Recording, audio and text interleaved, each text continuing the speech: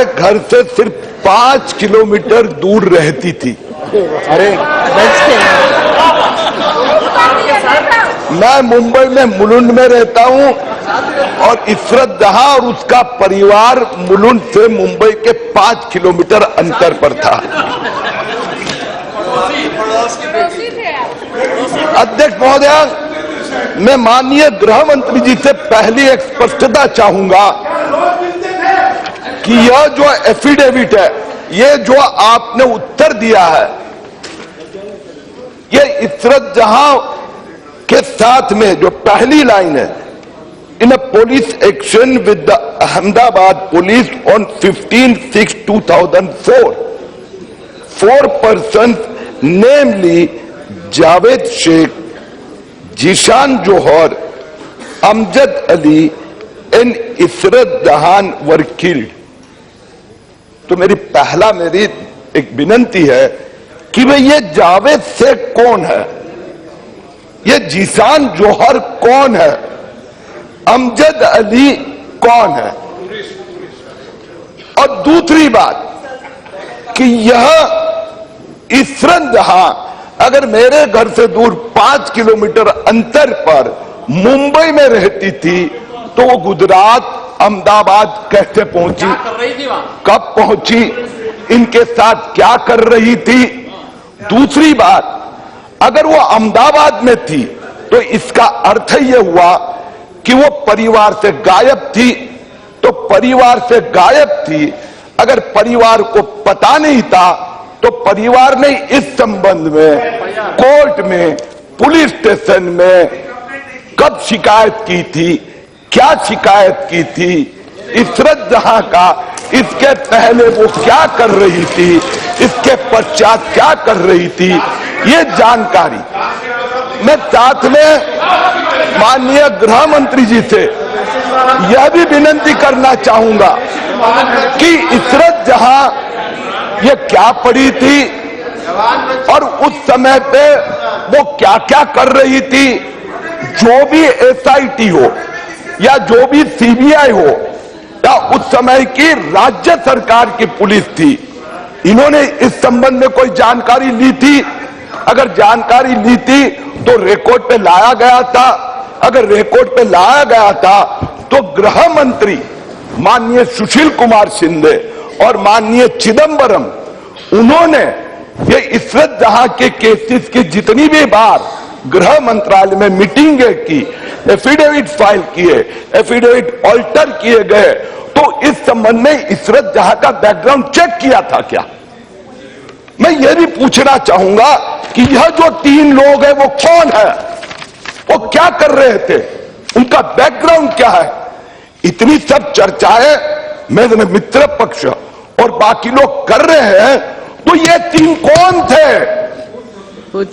मैं ये भी जानना चाहूंगा कि हेडली ने, मैं ये भी जानना चाहूंगा कि हेडली ने अभी मुंबई न्यायालय में जो क्रॉस एग्जामिनेशन में विटनेस करके जो बयान दिया, वो इसमें आपने लिखा है, आपने अंतिम पैराग्राफ में लिखा है, during his testimony in the Mumbai court through video conferencing, David Coleman Headley mentioned that he had learned from his accomplices that there was a botch up operation in India.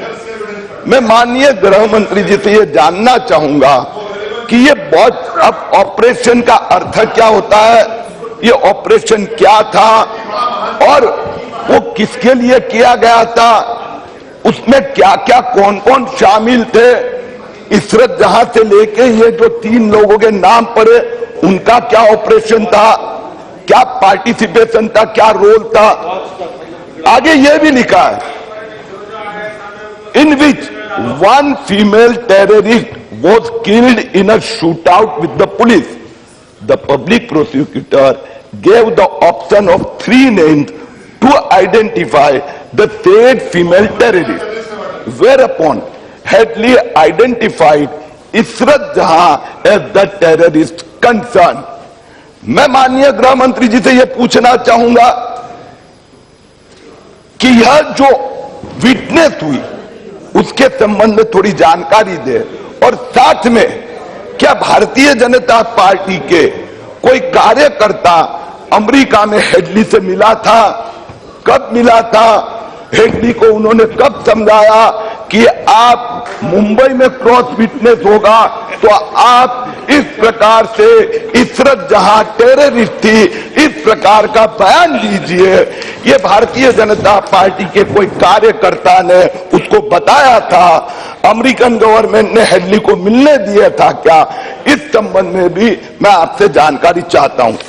माननीय अध्यक्ष महोदय, मैं और एक चीज से जानकारी चाहूंगा कि यह जो पहला एफिडेविट हुआ, जो पहला एफिडेविट हुआ 6 अगस्त 2009 को, और उसमें क्या लिखा गया, इन so far as petitioner's prayer for investigation by the CBI was concerned, it was submitted that no proposal for CBI investigation into the case is under consideration of the central government।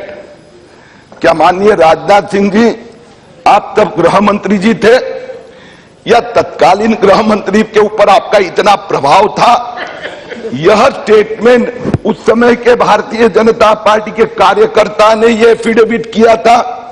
उसमें आगे लिखा है,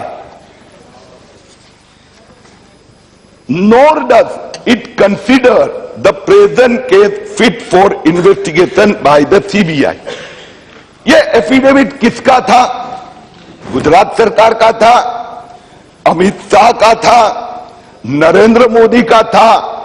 ये affidavit किस प्रकार से तैयार किया गया, किसके निर्देश में तैयार किया गया, वो करने वाले अधिकारी कौन थे, उस समय गृह मंत्री कौन थे, इसकी भी जानकारी सदन और सदन के द्वारा पूरे हिंदुस्तान आज आपसे जानना चाहता है।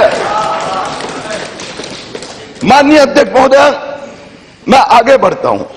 जो आपने जो जवाब दिया है उसमें आपने लिखा है कि देयर आफ्टर ऑन 29/9/2009, मैं दिन गिन रहा था, 6 अगस्त 2009, 29 सितंबर 2009, कुल मिला के 50-55 दिन में ये एफिडेविट बदलने की क्या आवश्यकता पड़ी? ये किसके कारण बदला गया, किसके कहने पे बदला गया, और ये बदलाव क्या है? आपने ही उत्तर में दिया है कि द नोटिंग्स, मैंने कारण जानना चाहता, मेरे जो कॉलिंग अटेंशन में मैंने लिखा था तो उसमें कारण जानना चाहता, तो आपने जो जवाब में कोई कारण दिए नहीं है। आपके इस जवाब में कोई जवाब में कारण दिखाई नहीं दे रहा है कि एफिडेविट क्यों बदला गया। आखिर सरकार सरकार है, भारत सरकार है, गृह मंत्रालय है, आज बीजेपी है, कल कांग्रेस थी। तो यह जो है यह सदन का रिकॉर्ड है, देश की जनता जानना चाहती है कि भाई ये एफिडेविट क्यों बदला, कैसे बदला, किसके कहने पे बदला, वो पेपर कहां है, वो पेपर है या नहीं है, नोटिंग है या नहीं है, डॉक्यूमेंट है या नहीं है। मैं साथ में यह भी जानना चाहूंगा कि what is the procedure and system in the home ministry to prepare such affidavit. क्योंकि मेरा जो ज्ञान है, मेरा जो नॉलेज है वो यह है कि रूल्स यह कहता है कि नीचे से डेस्क ऑफिसर से फाइल नोटिंग तैयार होता है, 5 बार ऊपर जाता है, 6 बार नीचे आता है, उसमें वापस करेक्शन आता है। आप भी यही रोज अनुभव करती होगी। और इसमें जवाब में गृह मंत्री जी राजनाथ जी ने क्या लिखा है? उन्होंने लिखा है the noting on the concern file do not provide any reason for filing of the affidavit dated 29/2009. Subsequent developments. That's the word. Subsequent developments. Subsequent government. Development. Yeah, I'm coming to that. What development? हाँ, तो मैं माननीय गृह मंत्री जी से पूछना चाहूंगा, क्या जो सब्सिक्वेंट डेवलपमेंट जो सब्सिक्वेंट 50-55 दिन में ये गवर्नमेंट के काम करने के रूल्स गाइडलाइन बदली गए, क्या ये नियम में चेंज किया गया?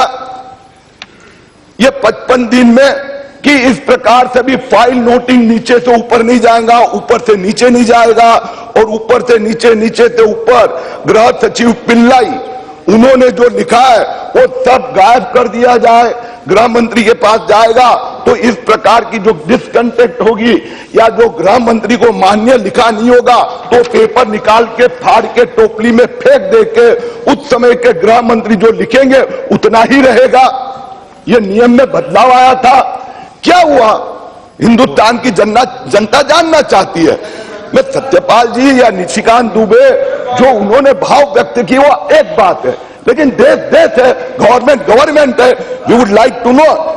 मैं ये भी जानना चाहूंगा कि जो सब्सिक्वेंट डेवलपमेंट जो हमारे मित्र ने जो कहा, तो सब्सिक्वेंट डेवलपमेंट फाइल नोटिंग में क्यों नहीं है? माननीय अध्यक्ष महोदय, मैंने जैसे कहा क्लैरिफिकेशन, माननीय अध्यक्ष महोदय, मेरा जान मेरी जल रही है, जान इसलिए जल रही है कि ईश्वरन झा की जिस दिन हत्या हुई उस दिन और उसके बाद Congress party, Samajwadi party, NCP, इनके नेता उसके घर पे गए, उसको हीरोइन और उसको शहीद घोषित किया, उनको लाखों रुपया बख्शिश दिया गया। और अगर इससे जान को इन लोगों ने हीरोइन नहीं बनाया होता, शहादत नहीं दी होती, तो कसाब का केस नहीं होता, 26/11 नहीं होते और मेरे मुंबई के 1000 परिवार बर्बाद नहीं होते। इनके लिए यह जिम्मेदार है। मैं जानना चाहूंगा कांग्रेस पार्टी से, मैं कांग्रेस पार्टी से जानना चाहूंगा, एक और आप इशरत जहां जैसी टेररिस्ट को आप मार्टर शहीद कहते हो और दूसरी बार आपका नेता सावरकर को गद्दार कहते हैं। अब कांग्रेस पार्टी की साइट ऊपर ट्वीट करती है कांग्रेस पार्टी, सावरकर नकली है। मैं अध्यक्ष महोदय अंत में समाप्त करते समय एक 2-3 चीज और ये जानना चाहूंगा कि यह जो एफिडेविट में जो बदलाव हुआ है उस बदलाव के पीछे कौन था? क्या प्रधानमंत्री थे? उस समय सरकार किसकी थी? उस समय सरकार जो थी उस सरकार की चेयरपर्सन कौन थी? क्या ये बदलाव माननीय राहुल गांधी जी, खड़गे जी, क्या ये बदलाव माननीय राहुल गांधी जी होगा तो उनको या माननीय सोनिया गांधी जी नो नाम कह पाएगी आप कि अच्छे किसके कारण हुआ है?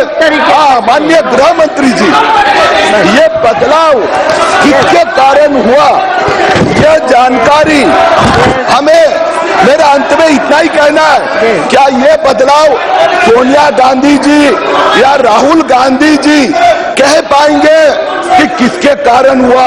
ये माननीय राजनाथ जी बताए। धन्यवाद।